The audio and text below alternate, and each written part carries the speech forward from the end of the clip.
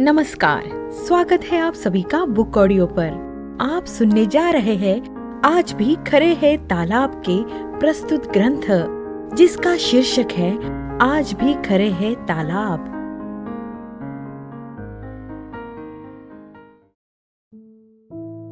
बुरा समय आ गया था। भोपा होते तो जरूर बताते कि तालाबों के लिए बुरा समय आ गया था। जो सरस परंपराएं, मान्यताएं तालाब बनाती थी, वे ही सूखने लगी थी। दूरी एक छोटा सा शब्द है, लेकिन राज और समाज के बीच में इस शब्द के आने से समाज का कष्ट कितना बढ़ जाता है, इसका कोई हिसाब नहीं। फिर जब यह दूरी एक तालाब की नहीं, 7 समुंदर की हो जाए, तो बखान के लिए क्या रह जाता है। अंग्रेज 7 समुंदर पार से आए थे और अपने समाज के अनुभव को लेकर आए थे। वहाँ वर्गों पर टिका समाज था, जिसमें स्वामी और दास के संबंध थे। वहाँ राज्य ही फैसला करता था कि समाज का हित किसमें है। यह जाति का समाज था और राजा जरूर थे, पर राजा और प्रजा के संबंध अंग्रेजों के अपने अनुभव से बिल्कुल भिन्न थे।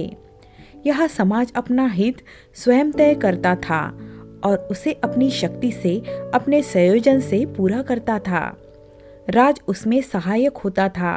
पानी का प्रबंध उसकी चिंता हमारे समाज के कर्तव्य बोध के लिए विशाल सागर की एक बूंद थी।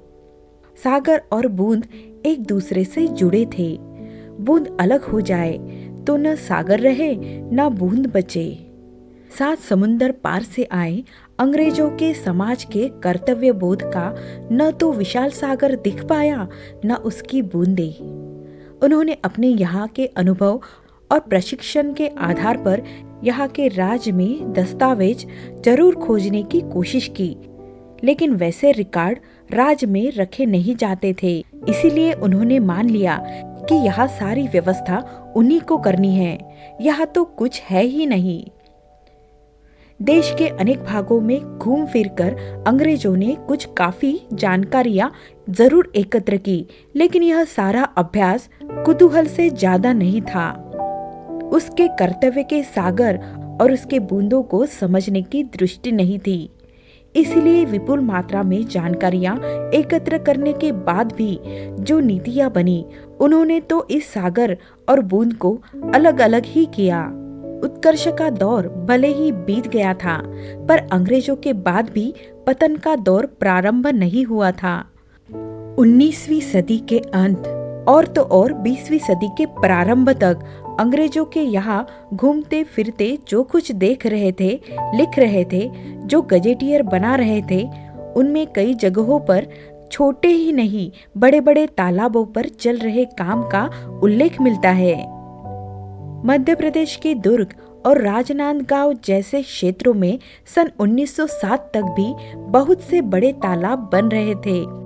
इनमें तांदुला नामक तालाब 11 वर्ष तक लगातार चले काम के बाद बनकर बस अभी तैयार ही हुआ था। इसमें सिंचाई के लिए निकली नहरों नालियों की लंबाई 513 मील थी। जो नायक समाज को टिकाए रखने के लिए सब काम करते थे, उनमें से कुछ के मन में समाज को डिगाने हिलाने वाली नई व्यवस्था भला कैसे समा पाती। उनकी तरफ से अंग्रेजों को चुनौतियां भी मिली। सांसी, भीली जैसी स्वाभिमानी जातियों को इस टकराव के कारण अंग्रेजी राज ने ठग और अपराधी तक कहा। अब जब सब कुछ अंग्रेजों को ही करना था, तो उनसे पहले के पूरे ढांचे को टूटना ही था। उस ढांचे को दुत्कारना, उसकी अपेक्षा करना कोई बहुत सोचा विचारा गया कुटिल षड्यंत्र नहीं था। वह तो इस नई दृष्टि का सहज परिणाम था, और दुर्भाग्य से यह नई दृष्टि हमारे समाज के उन लोगों तक को भाई गई थी, जो पूरे मन से अंग्रेजों का विरोध कर रहे थे और देश को आजाद करने के लिए लड़ रहे थे। पिछले दौर के अभ्यस्त हाथ अब अकुशल कारागिरों में बदल दिए गए थे। ऐसे बहुत से लोग जो गुनीजन खाना यानी गुनी माने गए जनों की सूची में थे, वे अब अनपढ़, असभ्य, अप्रशिक्षित माने जाने लगे। उस नए राज और उसके प्रकाश के कारण चमकी नई सामाजिक संस्थाएं, नए आंदोलन भी अपने ही नायकों के शिक्षण प्रशिक्षण में अंग्रेजों से भी आगे बढ़ गए थे। आजादी के बाद की सरकारों, सामाजिक संस्थाओं तथा ज्यादातर आंदोलनों में भी यही लज्जाजनक प्रवृत्ति जारी रही थी। उस गुणी समाज के हाथ से पानी का प्रबंध किस तरह छीना गया, इसकी एक झलक तक के मैसूर राज में देखने को मिलती है। सन 1800 में मैसूर राज दीवान पूर्णैया देखते थे। तब राज्य भर में 39,000 तालाब थे। कहा जाता था कि वहाँ किसी पहाड़ी की चोटी पर एक बूंद गिरे, आधी इस तरफ आधी उस तरफ बहे तो दोनों तरफ इसे सहेज कर रखने वाले तालाब वहाँ मौजूद थे। समाज के अलावा राज भी इन उम्दा तालाबों की देखरेख के लिए हर साल कुछ लाख रुपए लगाता था। राज बदला, अंग्रेज आए। सबसे पहले उन्होंने इस फिजूल खर्ची को रोका और सन 1831 में राज की ओर से तालाबों को दी जाने वाली राशि को काट कर एकदम आधा कर दिया। अगले 32 बरस तक नए राज की कंजूसी को समाज अपनी उदारता से ठग कर रखे रहा। तालाब लोगों के थे, सो राज से मिलने वाली मदद के कम हो जाने, कहीं कहीं बंद हो जाने के बाद भी समाज तालाबों को संभाले रहा। बरसों पुरानी स्मृति ऐसे ही नहीं मिट जाती। लेकिन 32 बरस बाद यानी सन 1863 में वह पहली बार PWD बना और सारे सतालब लोगों से छीनकर उसे सौंप दिए गए। प्रतिष्ठा पहले ही हर ली थी, फिर धन साधन छीने, अब स्वामित्व भी ले लिया गया था। सम्मान, सुविधा और अधिकारों के बिना समाज लाचार होने लगा। ऐसे में उससे सिर्फ अपने कर्तव्य निभाने की उम्मीद कैसे की जाती? मैसूर के 39,000 तालाबों की दुर्दशा का किस्सा बहुत लंबा है। PWD से काम नहीं चला तो फिर पहली बार सिंचाई विभाग बना, उसे तालाब सौंपे गए, वह भी कुछ नहीं कर पाया तो वापस PWD को। अंग्रेज विभागों की अदला बदली के बीच तालाबों से मिलने वाला राजस्व बढ़ाते गए और रख रखाव की राशि छाटते काटते गए। अंग्रेज इस काम के लिए चंदा तक मांगने लगे, जो फिर जबरन वसूली तक चला गया। इधर दिल्ली तालाबों की दुर्दशा की नई राजधानी बन चली थी। अंग्रेजों के आने से पहले तक यहाँ 350 तालाब थे।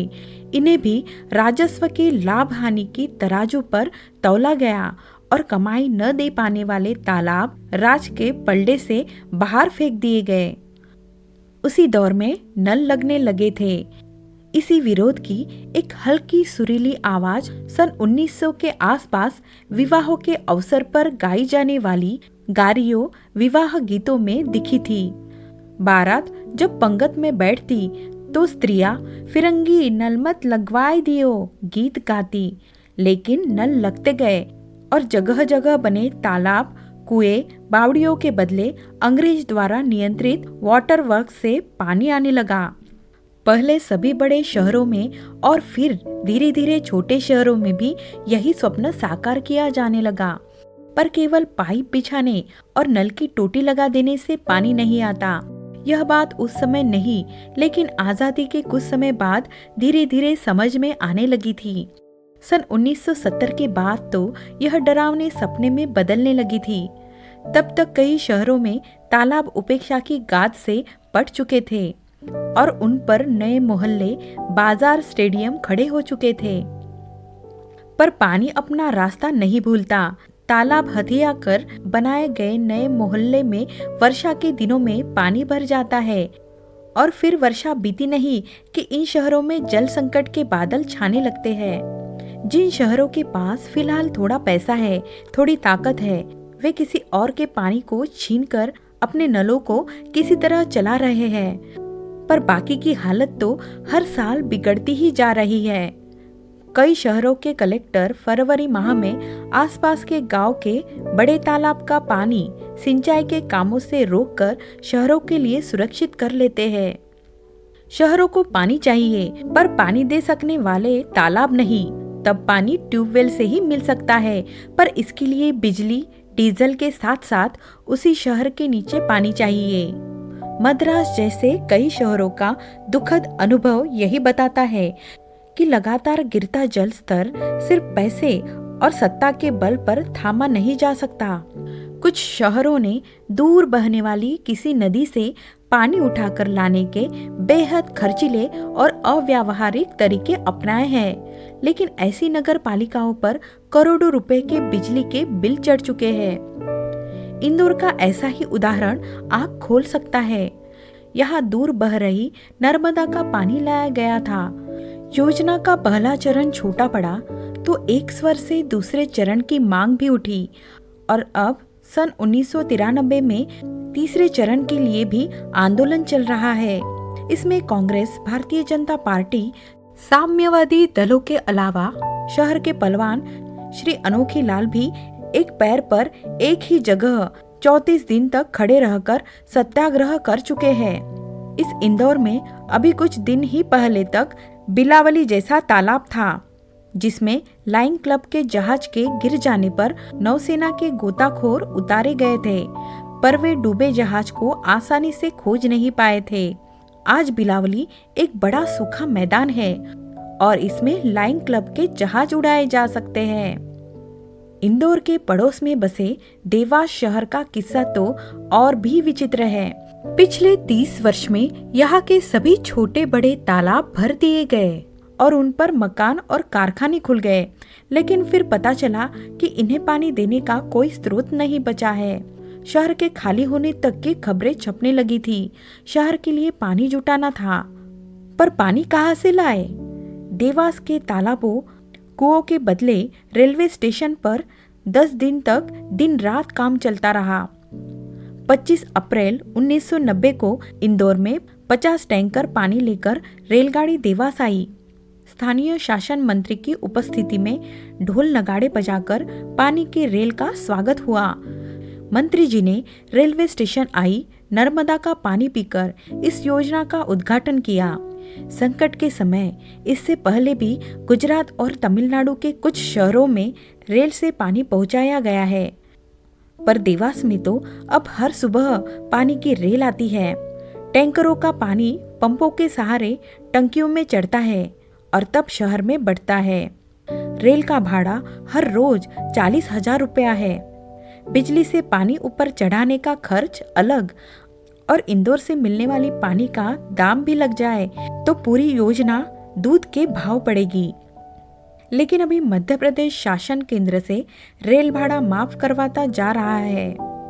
दिल्ली के लिए दूर गंगा का पानी उठाकर लाने वाला केंद्र शासन अभी मध्य प्रदेश के प्रति उदारता बरत रहा है। श्री मनमोहन सिंह की नई उदारवादी नीति रेल और बिजली के दाम चुकाने को कह बैठी तो देवास को नरकवास बनने में कितनी देर लगेगी? पानी के मामले में निपट बेवकूफी के उदाहरणों की कोई कमी नहीं है।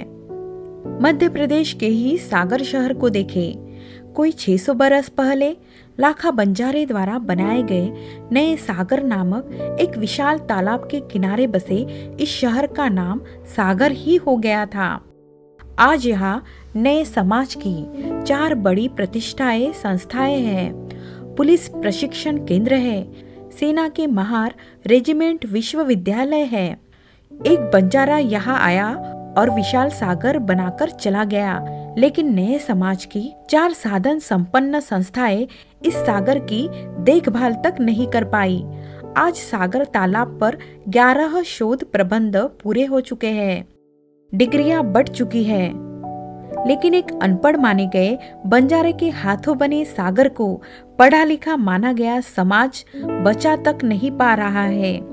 उपेक्षा की इस आंधी में कई तालाब फिर भी खड़े हैं।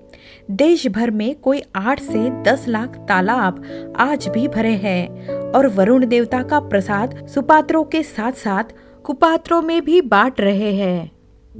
उनकी मजबूत बनक इसका एक कारण है, पर एकमात्र कारण नहीं। तब तो मजबूत पत्थर के बने पुराने किले खंडहरों में नहीं बदलते। कई तरफ से टूट चुके समाज में तालाबों की स्मृति अभी भी शेष है। स्मृति की यह मजबूती पत्थर की मजबूती से ज्यादा मजबूत है। छत्तीसगढ़ के गांव में आज भी छेर-छेरा के गीत गाए जाते हैं और उससे मिले अनाज से अपने तालाबों की टूट-फूट ठीक की जाती है। आज भी बुंदेलखंड में कजलियों के गीत में उसके 8 अंग डूब सके ऐसी कामना की जाती है।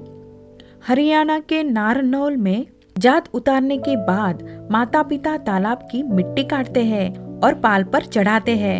न जाने कितने शहर, कितने सारे गांव इन्हीं तालाबों के कारण टिके हुए हैं। बहुत सी नगर पालिकाएं आज भी इन्हीं तालाबों के कारण पल रही है और सिंचाई विभाग इन्हीं के दम पर खेतों को पानी दे पा रहे हैं। बीजा की डाह जैसे गांव में आज भी सागरों के नायक नए तालाब भी खोद रहे हैं और पहली बरसात में उन पर रात रात भर पहरा दे रहे हैं। उधर रोज सुबह शाम गढ़सीसर में आज भी सूरज मन भर सोना उड़ेलता है। कुछ कानों में आज भी यह स्वर गूंजता है, अच्छे अच्छे काम करते जाना।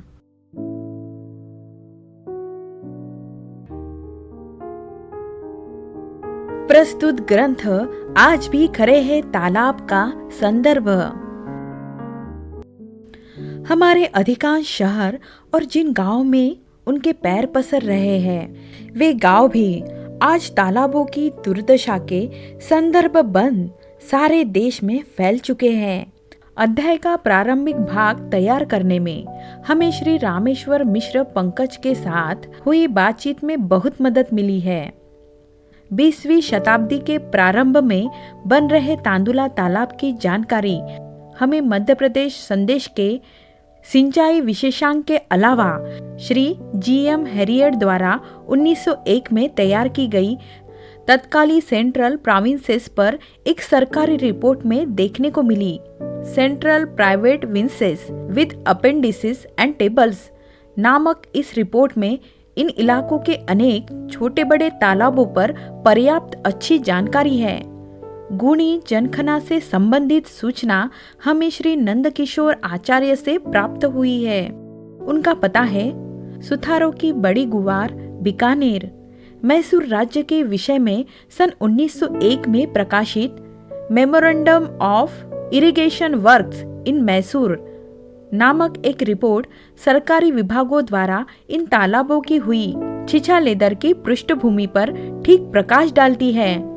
वार्ष्णेय गीतमाला में गारियों के बीच में फिरंगी नलमत लगवाए दियो की पंक्तियां हमारे समाज में रचे बसे स्वभाव की छलकी भर नहीं है। इस गीतमाला में समस्त शुभ अवसरों, होली, विवाह, कुआं पूजन जैसे पर्वों त्योहारों पर गाए जाने वाले गीतों का संग्रह है। अलीगढ़ की सुश्री रमादेवी वार्ष्णेय ने इन गीतों का संकलन किया है और दिल्ली की सुश्री त्रिवेणी देवी ने इस गीतमाला को छपवाकर अपनी तरफ से बंटवाया है। अन्यथा यह पुस्तिका बिक्री के लिए नहीं है। त्रिवेणी जी से संपर्क के लिए 719 प्रेम गली 1, D Subhash road, Gandhinagar, Delhi 31, Ashok press 2810, गली मातावली, किनारी बाजार, चांदनी चौक, दिल्ली से 1992 में प्रकाशित इस गीतमाला के पहले संस्करण में इस विवाह गीत का उल्लेख है। इंदौर और देवास शहर में पिछले 20 वर्षों से बढ़ते जल संकट की अधिकांश जानकारी वहां के अखबारों में छपे लेखों और संपादक के नाम लिखे गए पत्रों में से ली गई है। देवास की प्रारंभिक सूचनाएं हमें श्री ब्रजेश कानूनगो से मिली थी। उनका पता है 151 विजयनगर, देवास, मध्य प्रदेश। सागर शहर और इसके आसपास के इलाकों में की गई यात्राओं से यहाँ के तालाबों के बारे में बहुत कुछ देखने समझने को मिला। इसके अलावा श्री पंकज चतुर्वेदी के लेखों से भी मदद मिली है। मध्य प्रदेश के कोई 150 शहरों में इस वर्ष अप्रैल के पहले हफ्ते से ही जल संकट के आसार दिखने लगे थे और शासन इन शहरों में पानी ढोकर ले जाने की योजनाएं बनाने लगा था। अपनी राजधानी में पानी के मामले में दिनों दिन निर्धन साबित हो रही है। यमुना और अब तो गंगा से मंगवाया गया पानी कम पड़ रहा है। बाहरी और दिल्ली देहात के लिए बना हैदरपुर जलकल केंद्र पानी के अभाव में अप्रैल 93 तक चालू नहीं हो सका था। सुधी पाठक ध्यान दे कि ये वही इलाके हैं जहां आज से कई 50-60 साल पहले तक तालाबों और पानी की कोई कमी नहीं थी।